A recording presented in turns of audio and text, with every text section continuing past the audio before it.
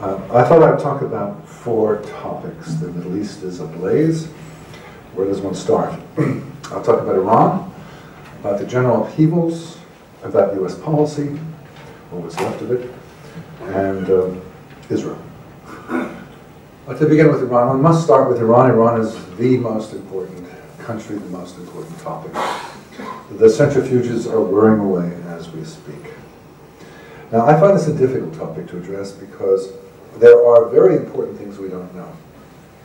We don't know the timing, when there will be enough enriched uranium, when the rest of the rocketry will be put together, that the Iranians will have a weaponized nuclear device. We don't know. We don't know how advanced this is. And judging by other cases, such as North Korea, there's reason to think that we won't really know. These things can happen under the radar. Secondly, we don't know U.S. and Israeli intentions. This is the biggest mystery of them all. Or, for that matter, Saudi and French, or anybody else's intentions. We don't know if anybody's going to do something about this beyond sanctions. Is anybody going to use force? We don't know. And I would argue to you that the hints that we have are probably not very informative because they're really intended for Tehran, not for you and me. And so I argue that we don't really know. Some people are sure that nothing's going to happen, sure that something will happen. I'm agnostic. And we can read tea leaves, but we can't really authoritatively say that this is going to happen or not going to happen. Third, we don't know what the response of the Iranian population will be. Will they wrap themselves in the flag because they've been attacked, if they are attacked? Or will they say with dismay that we have this miserable leadership that has brought us to all this trouble, economic decline and military attack, and we don't want anything to do with them? We don't know. What we do know is 2 things. We do know that the regime is absolutely determined to build nuclear weapons and has an apocalyptic mindset. It seeks the 12th Imam, it seeks the Mahdi, the day of resurrection, the end of days, and the deployment of nuclear weapons creates the chaotic circumstances that are conducive in the Islamic eschatology to bringing on these end of days. So one, we know that they're determined and they might well use it. Secondly, we know that were the Iranian nuclear facilities attacked now, before they have the bomb, there's not that much they can do. They can't effectively close the Straits of Hormuz. They can't destroy Israel. They can send some rockets. Maybe Hezbollah might say we're too busy in Syria. They could attack some Jewish institutions around the world, American institutions. But compared to the damage they can do with nuclear weapons, this is small stuff. So putting all this together, I say better to take care of this issue before they have a nuclear weapon. And by take care of it, I don't mean invading Iran, I don't mean change of regime, I mean focusing, as the Israelis did in 1981 in Iraq, in 2007 in Syria, focusing on the nuclear infrastructure. In those 2 cases, interestingly, the Iraqis and Syrians gave it up. Presumably the Iranians will not. They will want to try again. They have the materiel, they have the personnel, they have the will to rebuild, and presumably they will. And it means whoever attacks has to be ready to attack again, and perhaps again and again. This is not a small business. It's unpleasant, but I would argue to you that the unpleasantness of and the results of an attack now are far less than having the Iranians hold the device in their hands, that deterrence is not possible, that, or it's too risky an undertaking to believe in deterrence, and therefore we should act. Second point, about the Middle East in upheaval. It all began, as you may recall, in December 2010, when a fruit vendor in a small town in Tunisia got slapped by a policewoman, and one thing led to another. The fact that it was something so trivial that started this suggests that it was in the air. There was something right about to happen. And I would argue that there are 2 major elements by way of background for the current upheavals. The first is that Khomeini came to power, Ayatollah Khomeini came to power in Iran in 1979, and with him came 2 things. One was radical Islam, Islamism, fundamentalist Islam, in power in a revolutionary context, seeking to overhaul Iran, expand out, bring this new ideology to the Muslim world and beyond. Think of the Rushdie affair and beyond. To impose Islamic strictures on everyone. And secondly, he brought with him a Shiite ambition. The Shiite-Sunni divide had been muted to the point of near disappearance before his accession to power. And when he appeared, the Sunni-Shiite divide re-emerged as a major factor. So one thing is Khomeini, the other thing is 40 years of what I call stasis. Between 1970 and 2010, very little happened on the political level. What you had were dictators who ruled and ruled and ruled, who died and were succeeded by somebody else who ruled in the same way. Dictators were interested in their own personal benefits, who had no ideology, who had no interest in the national welfare, who were interested in the good life, power, prestige, fleets of airplanes, Mariah Carey coming to sing your birthday songs, pet tiger in the backyard, as Ben Ali had in Tunisia, and the like. So these are people who were and are thuggish, nasty, self-centered, greedy, and yet at the same time, because they didn't stand for anything, they were amenable to work with us, and we could do deals with them, be they political or commercial. And so we did. To take Hosni Mubarak as an example, we did various deals. He was someone that we could do business with. And we didn't push him, and he didn't make trouble for us particularly. Certainly there were some things we didn't like, but overall, tolerable. But it was this unending stasis. Muammar Gaddafi of Libya came to power in 1969, still there in 2010. Hafez al-Assad, 1970, his son there in 2010. Saleh, Yemen, 1978. Mubarak, 1981. And so on. Nothing happening. Just this thuggish ruling class. Some dynastic, some military. Not too much difference. These were called mukhabarat states, police states. These are strongmen. And at a certain point in December 2010, one guy in Tunisia had enough, and others said, we have enough too. What we're seeing are the results of people having enough. Now, it's not quite enough to say you've had it. You had to go somewhere with it, and that's where we are today. And there are two main themes, or two main ideas. One is the liberal, secular, anti-Islamist ideal, which is what we would like to see flourish.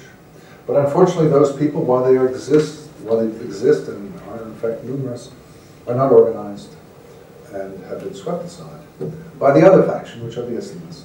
And the Islamists seek the application in its entirety of Islamic law, return to medieval ideal,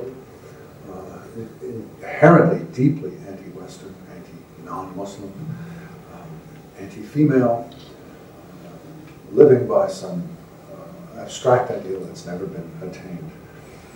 They are the modern barbarians, they are our enemies, and they are the main opponent to the military thuggish rules. And so it has two unattractive actors. But that said, clearly the Islamists are the more unattractive because they're not only unattractive in themselves, but they have intentions to spread this. They have goals of global hegemony, which the Mubaraks and others don't have. So given the choice, we generally work with the dictators, reasonably enough. But we do it with qualms because we don't like what they do. And we're not happy with this situation. And this would apply, for example, Egypt, where military has been in control since 1952. It allowed an Islamist to pretend to be in power for a year, got rid of him. And now we're back to where we used to be, with the military in power, the military with its thuggishness, its control of a quarter of the economy. This is a country that's not going anywhere fast. We don't quite know who the current strongman is. He's only been around for less than 2 months as ruler. His name is Abdel Fattah el-Sisi.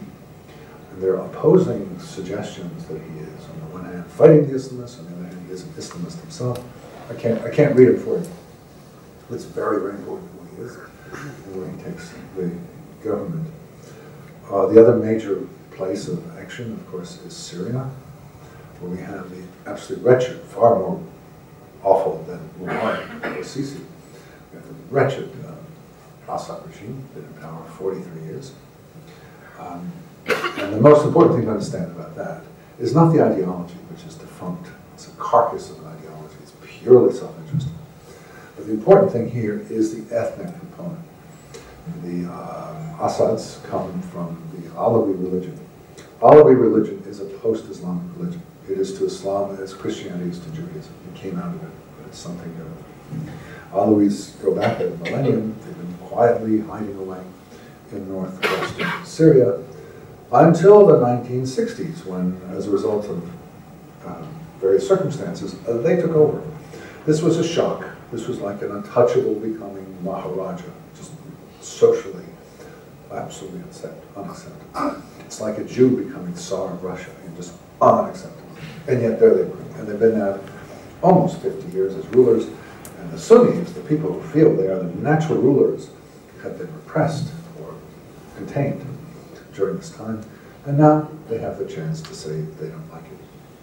What we have today is a division of Syria into three parts: government rule, rebel rule, and Kurdish rule. And the Kurdish rule is very interesting because the Kurdish region of Syria is contiguous with the Kurdish region of Iraq.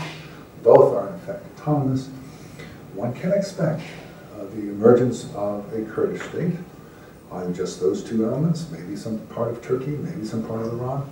This is a major change in the map of the Middle East, and I would say a benign one. The Kurds have proven themselves to be better self-rulers than other peoples of the region. Third point, U.S. policy, and I made a snide remark, what's left of it. I've been working on foreign policy for 35 years. I was in the State Department in the Reagan period. And there's a Defense Department as well. There's always been a special pleasure in being an American foreign policy analyst, because it's the biggest guy in the hall, right? And whatever small part one has, it's still more significant than it would be, say, if one were Finnish, a foreign policy analyst. We're not focused on the Security Council. Hint, hint. We have bigger things on our mind.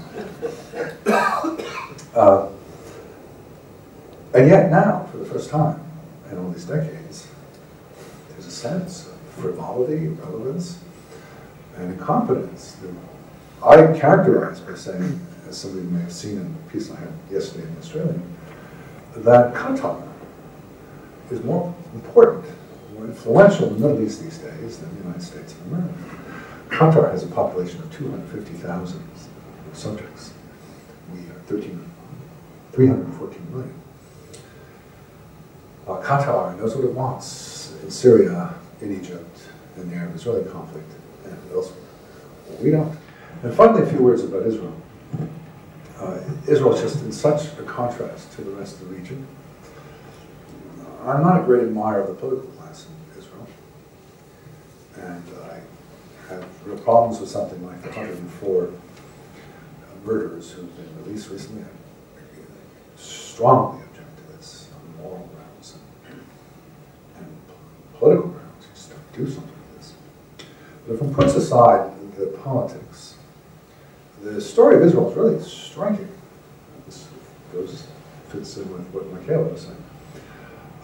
And I'd like to point out a few things which you may not be aware of. You're aware of the aware of the military prowess. We all know that. You're aware of the high tech. We all know that. Third most major country in the NASDAQ exchange after the United States and China. Hello, Japan. Hello, Germany. Hello, Australia. Israel's number 3. But did you know that the Western world has generally a problem demographically? There's something called the total fertility rate, which is the number of children per woman. And it's not just enough to have 2, because you lose some children, so you need 2.1. 2.1 is the standard per woman in a country to maintain the population. Well, there was Afghanistan and Yemen with 4 or 5, 6. But by and large, the numbers are tumbling in places like Egypt, Tunisia, and Turkey. And they're quickly going to lower than replacement. The standard in the West is lower than replacement. France is second best with 2.08, almost there.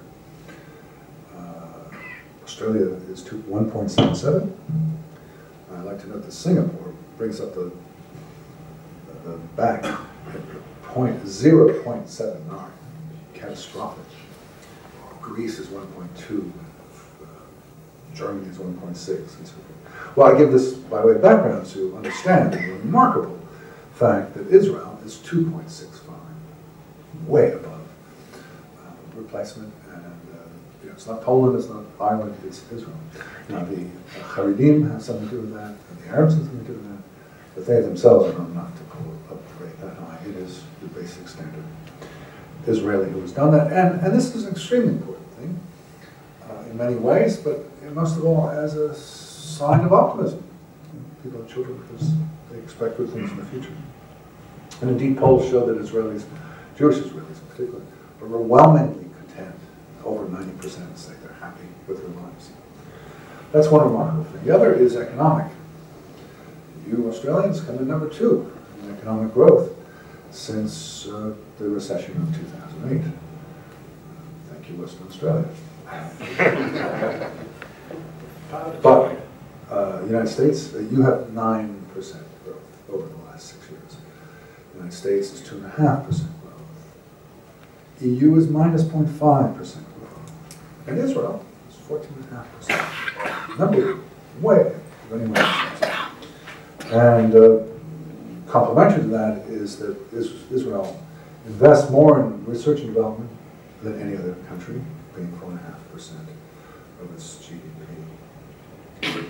A third fact, which you may not know, is that thanks to the gas and oil in the Mediterranean and shale oil in the Negev and other developments, Israel's now, in potential, it's not producing that much, but reserves suggest that Israel has more energy per square kilometer than any other country on the globe. It has as much as Saudi Arabia. Now, it's much more expensive to extract than Saudi energy, but it's there. There's plenty of Israel. And so all those wags who talked about Moses taking them long term, they did.